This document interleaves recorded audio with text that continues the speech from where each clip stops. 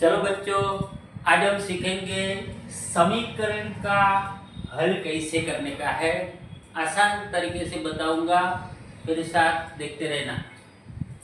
x minus 5/3 is equal to x minus 3/5।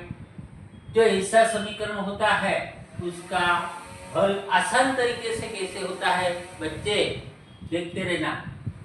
तो पहले हम लिखेंगे x minus 5 is equal to x minus 3। समझ में आया?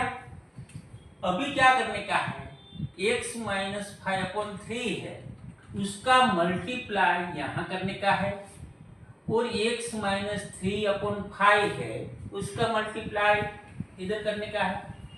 बस हो गया अपना काम। 5 इंटू एक्स 5x हुआ, माइनस 5 इंटू 5 25 हुआ।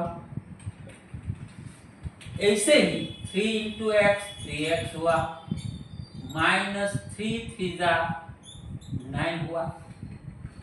अब क्या करने का, 5x यहाँ 3x के बराबर की साइड है, जो प्लस होगा उसको हम इस साइड ले जाएंगे तो माइनस होगा, और बराबर की इस साइड है माइनस 25, उसको यहाँ ले आएंगे तो ये प्लस होगा। देखो 5x माइनस 3x हुआ, ये प्लस था, इस साइड आया तो कैसे हुआ, माइनस हुआ।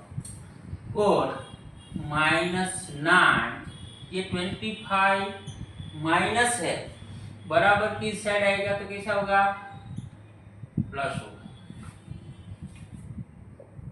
5x में से 3x जाएगा तो 2x is equal to minus 9 plus 25 means 16 हुआ। अब x इज इक्वल टू 16/2, 2 8 16 2 1 2। तो अपना आंसर आएगा x इज इक्वल टू 8। ये समीकरण का हल हुआ।